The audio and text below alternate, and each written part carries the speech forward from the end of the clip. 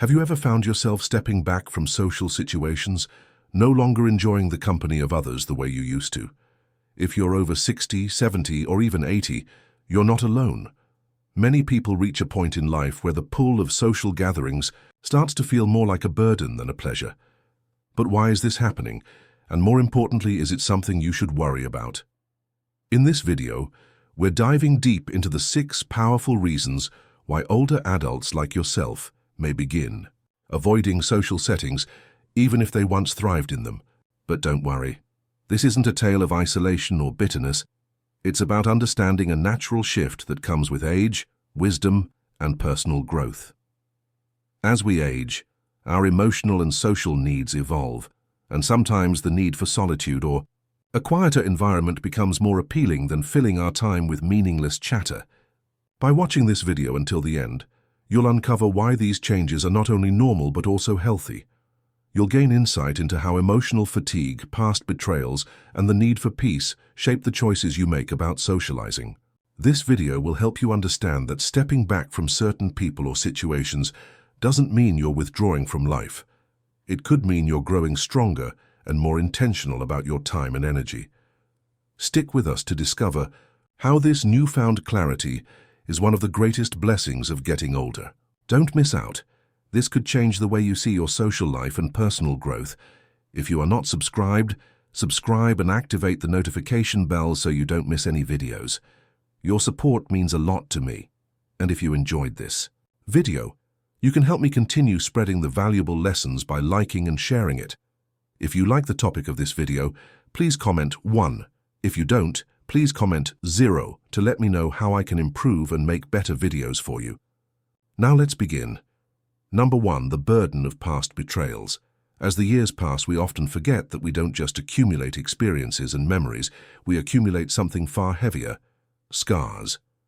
Some are small, almost imperceptible, a fleeting disagreement here, a minor miscommunication there, but others, those are the ones that linger, etched into our hearts and minds like permanent reminders of pain, breaches of trust, the sting of being dismissed when we needed to be heard, the vulnerability we offered only to have it trampled on by the very people we trusted. As we grow older, those scars don't fade as easily. Instead, they become more prominent. They echo in the quiet moments of reflection, and we begin to hear them more clearly, more painfully. We stop throwing ourselves into relationships as effortlessly as we once did, not because we've hardened our hearts with resentment, but because we've learned that not everyone has earned the sacred privilege of being close to us. Consider the story of Khloe Hour, an 81-year-old woman, who once filled her home with warmth and laughter every weekend for years. Her house was a haven of music, the clinking of glasses, and conversations that lasted well into the evening. But as time went on, the faces around her table grew fewer. One friend betrayed her trust in a way that left an invisible mark. Another vanished from her life after her beloved husband passed, seemingly without a word or a care. It wasn't one massive betrayal, but a slow, steady stream of small heartbreaks that wore away at her spirit. Now Khloe prefers her own company.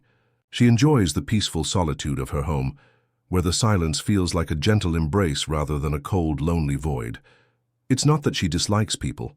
No, she still loves people, but she values her peace far more than the noise of forced company. You see, as we grow older, something quietly shifts within us. A sort of invisible armor forms around our hearts, a shield forged from years of life's sharpest lessons. This armor might not always feel comforting or safe, but over time, we come to understand that it's not just necessary, it's essential.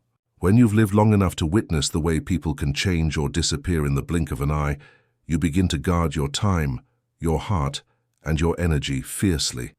It's not about becoming cold or bitter, it's about becoming discerning. It's about protecting the precious parts of you that have been worn down by past betrayals. Older adults in particular have often poured out love without hesitation. They've offered support, shared their wisdom, and opened their hearts, only to have those gifts rejected or taken for granted. It's in those painful moments that we learn to slow down. We begin to reflect more deeply, taking a step back when something feels off. We don't just listen to what others say anymore, We start listening to how we feel after they've walked away. Psychologists call this relational fatigue, a term that perfectly encapsulates that deep weariness that comes when maintaining connections begins to feel like a burden rather than a joy. It's especially common for those of us who have endured emotional hardships. And let me be clear, it's not something to be ashamed of. It's simply the result of living a full, rich life, one that has shown us both the beauty of human connection and the pain of betrayal. So when we choose solitude over company, it's not because we're bitter or angry, it's because we've learned. We've learned that our hearts, after all these years, are delicate and precious, and not everyone deserves to have access to them. That's not a sign of weakness, but of wisdom. It's the understanding that not every relationship is worth our time or energy anymore. Sometimes the most loving thing we can do for ourselves is to say no to the noise and embrace the peace that comes with guarding our hearts. Number 2, the longing for peace over idle chatter. In your younger years, you may have sat through countless conversations. Conversations that felt shallow, conversations where the words were merely an attempt to fill the silence, to pass the time with small talk, gossip, or empty chatter. There were days when you'd engage just to be polite, to blend in, and perhaps to feel a fleeting connection. But as you grow older, something changes. Your patience for these superficial exchanges begins to wither away. It's not that you've grown to dislike people, quite the opposite. You've simply learned to treasure something far more profound: peace. A silence that once might have felt uncomfortable or even awkward now feels like a balm for your soul. It's not just quiet, it's restorative. The noise, once a constant companion, no longer holds any charm, and once you've tasted that kind of tranquility, it becomes nearly impossible to swap it for the fleeting satisfaction of idle conversation. Consider Henry, for example, a 76-year-old man who once thrived on interaction. Henry, a former salesman, was the kind of person who could talk to anyone, make friends effortlessly, and light up a room with his warmth and charm. But now, as the years have passed, Henry finds himself stepping back. He no longer craves the constant mingling at family gatherings or large parties. The noise, the small talk, the need to impress, it all feels draining. So now when someone asks him why he often skips these events, he simply shrugs and says, "I'm done talking just to fill the air." It's not that Henry wants to be alone. Far from it. It's that he's come to cherish meaning. He seeks conversations that matter, those that are filled with sincerity, depth, and authenticity. He doesn't need to perform anymore, doesn't need to wear a mask or pretend to care about things that feel irrelevant. He's no longer interested in noise just for the sake of noise. Instead, Henry finds more joy in moments of true connection, in real conversations, and in the stillness that offers a reprieve from a world that never stops talking. If these things aren't present, he'd rather curl up with a good book and a warm drink, savoring the quiet that allows him to just be. As we age, we begin to guard our emotional energy more carefully. The need to impress, to fit in, and to prove our worth to others, those pressures begin to fade. What remains is a hunger for truth, for what's genuine. We yearn for real connections, ones that don't require us to perform or wear a mask. When we don't find it, we become more selective about where we spend our time. We start to say no without guilt, without the weight of obligation. We protect our peace because, at this point in life, we realize how precious it is. And that's not withdrawal, that's growth.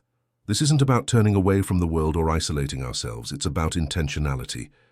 We begin to recognize that a single meaningful conversation, a peaceful evening to ourselves, or the comfort of solitude can bring far more fulfillment than hours of forced, unimportant engagement. Yourself stepping back from gatherings, avoiding endless chatter or skipping those big family events. Remember this, you are not shutting down, you are waking up. You are becoming crystal clear about what nourishes you and what drains you. That clarity, the ability to protect your emotional space, is one of the greatest gifts that come with age. Number 3, the sense that people don't get you anymore. There comes a pivotal moment in life when you look around and everything seems different. The world you once knew has shifted, and somehow so have you. The language others speak feels foreign. The beliefs and ideas they hold seem so far removed from yours. The pace of everything, from the hurried conversations to the unrelenting expectations, becomes almost too much to bear. In the middle of this whirlwind, you may begin to feel invisible, unheard, or worst of all, completely disconnected. It's not because you've done anything wrong or failed to adapt. It's because people just don't take the time to truly understand where you're coming from anymore. If you're still watching this video and find these lessons useful, please comment 1 below to let me know that you are still here with me. Take Ella, a 79-year-old former schoolteacher, for example. She once reveled in the joy of spending hours with her younger relatives, sharing stories from her life, how she raised 5 children, kept a home running smoothly, worked full-time, and still made time to volunteer at her community center. These stories, these experiences were her heart laid bare, her wisdom shared in the hopes of making a connection. But now, when she speaks, they listen, or at least they pretend to. They smile politely, but their eyes are glued to their phones. Their minds far away. It's not intentional and it's not malicious, it's just the product of disconnection. Over time, that disconnection deepens into something more isolating, almost unbearable. It doesn't happen overnight, but gradually it feels like a gap, a vast canyon between her and those she once loved and nurtured. And like Ella, so many of just begin to feel that same loneliness, not because we're physically alone, but because we are emotionally isolated. This kind of loneliness is not about the absence of people around you. It's about the absence of truly being seen. You share a thought, and someone changes the subject. You express a concern, and they dismiss it as if it's just another trivial complaint. They don't see the depth of what you're saying, they don't hear the weight of your words, and after enough of these dismissals, these quiet rejections, something inside you begins to break. It's not that you no longer want to speak. It's that you begin to question whether anyone is even capable of understanding what you're saying. You begin to believe that maybe silence is the simpler, safer choice. Psychologists call this emotional invalidation, the quiet dismissal or minimization of your feelings, often without any explicit rejection. Happens in the small moments, the little exchanges that accumulate and erode your sense of belonging. But here's the truth. Your thoughts, your feelings, and your voice still hold immense value. Just because others fail, to hear you doesn't mean you've lost your worth. It only means you've outgrown certain conversations and environments, and that's perfectly okay. It's not about forcing yourself into a world that no longer fits you. It's about finding new spaces and new people who will truly listen to you. People who don't just wait for their turn to speak, but who genuinely hear you, understand you, and appreciate what you bring to the table. And when those people are few and far between, it's natural to withdraw, to guard your energy, to seek solace in your own company, because in those quiet, solitary moments you are completely seen, not by anyone else but by yourself. And that, my dear, is never something you should feel guilty about. You are worthy of being heard, of being understood, and of finding peace in your presence. And if the world doesn't get you right now, it doesn't mean they ever will. But that doesn't make you any less worthy of love, connection, or belonging. Number 4, the fear of being a burden. As we grow older, there's a silent, often unspoken worry that quietly creeps in. It's not just the fear of getting sick or facing the inevitable realities of death. No, this is something deeper, more nuanced.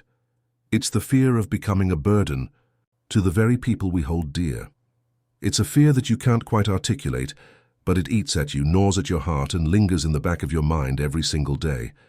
This fear is so overwhelming because deep down, it's rooted in love and pride. You don't want to disturb the lives of those you love. You don't want to disrupt their busy days or add any extra stress to their already overflowing plates. So you pull back, you stay silent, you retreat into yourself. It's not about being stubborn, although it might seem that way to others. It's about respect.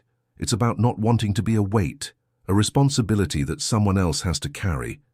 It's about maintaining a sense of dignity and self-worth, even as your world shrinks. You begin to say no to invitations, not because you don't want to join in, but because you fear that your presence might be an inconvenience.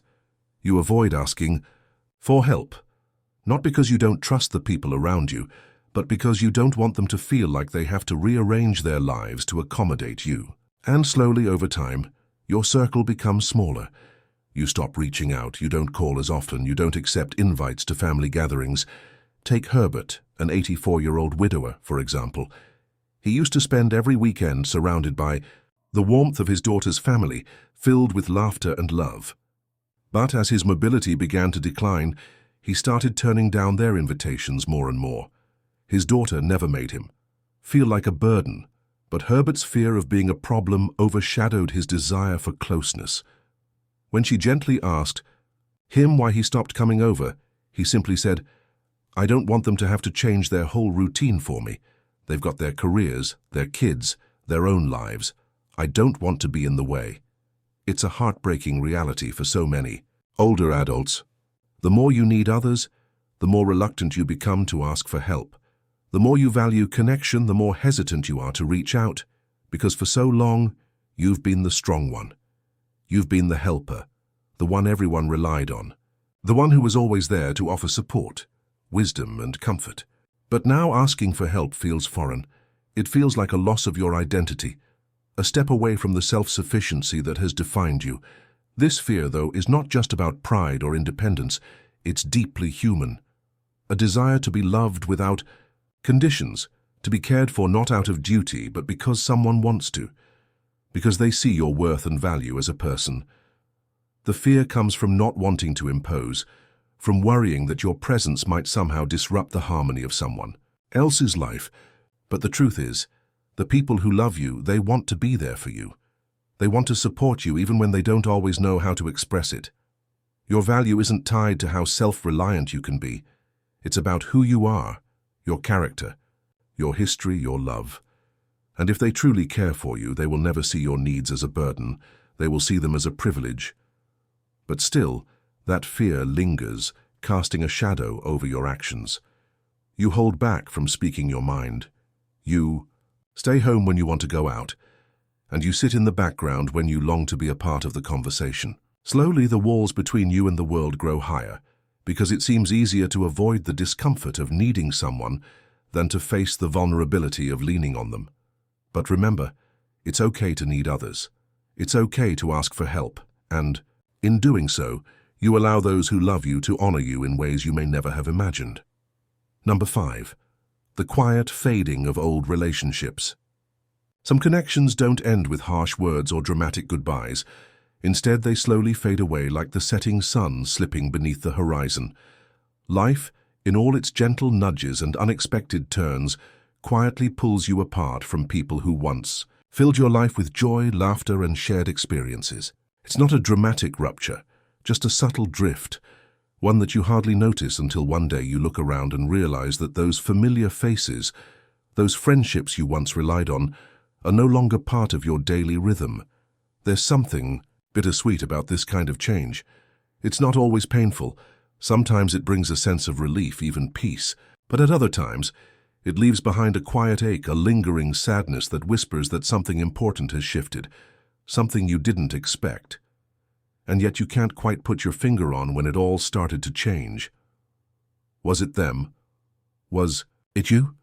Perhaps it was a little bit of both. It's like a soft, invisible unraveling, so gentle that it's easy to ignore until the tapestry of your life has changed without you realizing it. I think about Victoria, a 73-year-old woman who had once shared everything with her best friend from high school. Their bond had been so strong, weekly walks, long heart-to-heart conversations, endless laughter. But over time, those weekly strolls turned into monthly meetups, then yearly occasions, until one day there were no walks at all. There was no falling out, no words exchanged in anger, just an understanding between them, a mutual recognition that the connection had gradually faded. The rhythm of their lives had moved in different directions. Victoria admitted, "We still care about each other, but I think we've said everything we needed to say." And isn't that the truth?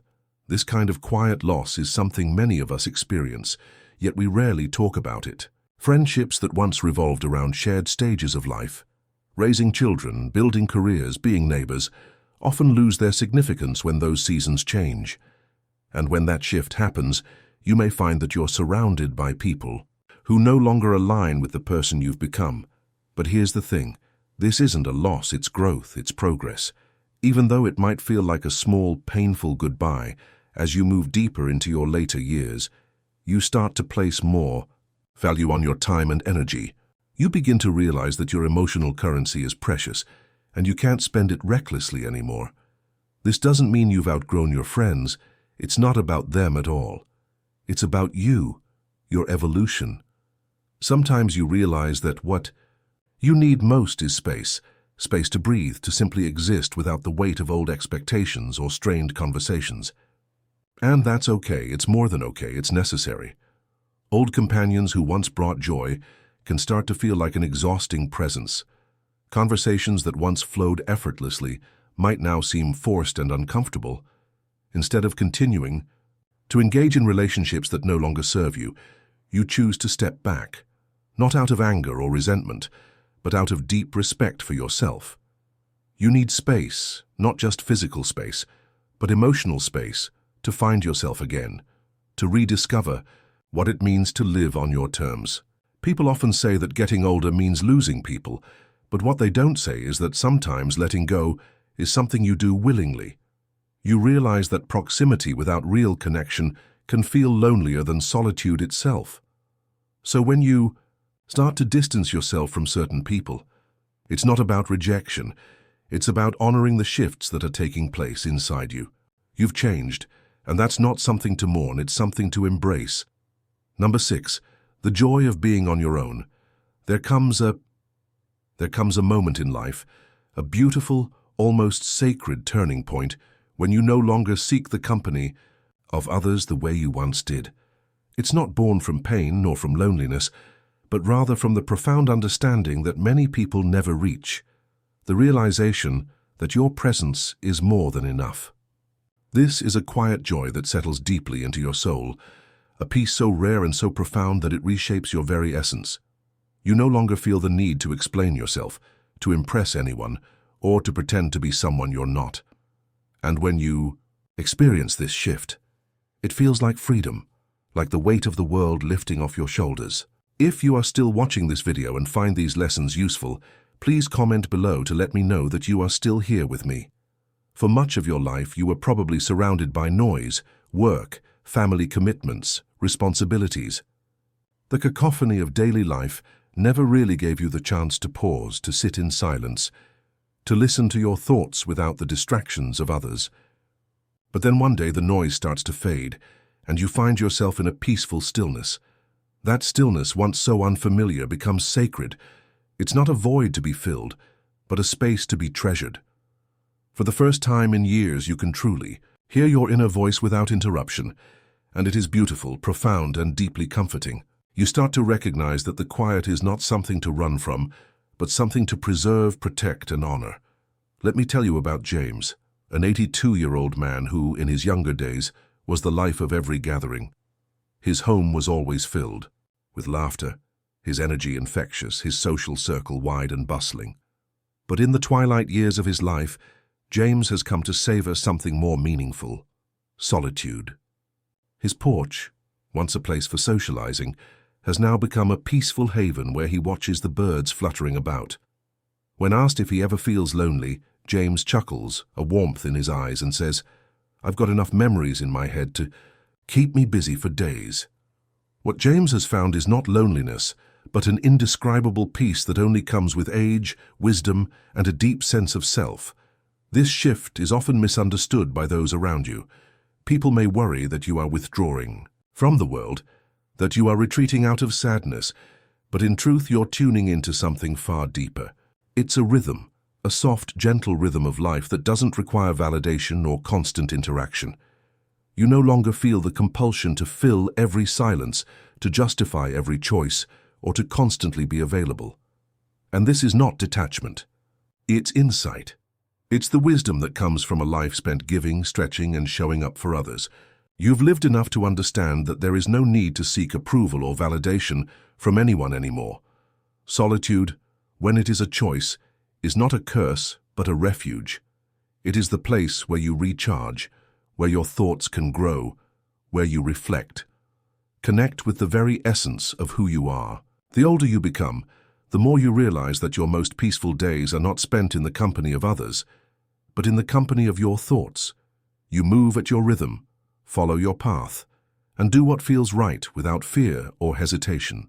And in those moments, for the first time in a long time, you finally feel whole again. Now, as we come to the end of this reflection, let me ask you this. What part of this resonated most deeply with you?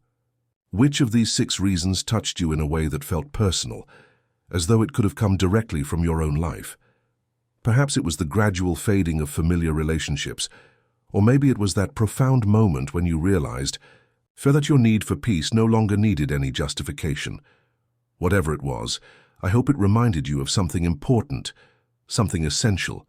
You're not falling apart. You're transforming. Pulling back from others doesn't signify bitterness or rejection. It simply means you've grown wiser. Life has been your teacher, and those years have given you the privilege to be intentional with your time, to protect your peace, and to move at your own pace. It's a testament to the wisdom that comes with age and the strength it takes to honor your own needs. There is true honor in being alone. There's power in understanding your boundaries, knowing when to step back and realizing that you don't have to fill every moment with noise or people. If you've been stepping away from others, take a moment to reflect on why. You may discover that what you're craving isn't distance. It's alignment with your true self. Let this video be a gentle reminder to you. Even in your pause you are seen, even in your silence you are understood, and even in your solitude you are never truly alone. Many others are walking this path, with you quietly, steadily, with deep reflection and a clearer sense of what truly matters. Thank you for spending this time with us today. We see you, we honor you, and we're with you every step of the way. As we come to the end of this journey, I want to take a moment to ask you, what have you learned from today's reflection? Which part of the story resonated with you the most? Perhaps it was the peaceful power of solitude, or the realization that withdrawing from others doesn't mean you're lonely. It means you're embracing a deeper understanding of yourself. Whatever it was, I'd love to hear from you. Take a moment to reflect and leave a comment below this video about one thing you've learned today that you'll bring into your life. Whether it's embracing solitude, respecting your rhythm, or finding peace in your own company, share it with us. We're all on this path together. If you enjoyed this video and found it helpful, please leave your comment below and don't forget to like, share, and subscribe to our YouTube channel. Your support helps us continue creating meaningful content, and we'd love to keep going. Thank you for spending this time with us, and remember, you are never truly alone in this experience.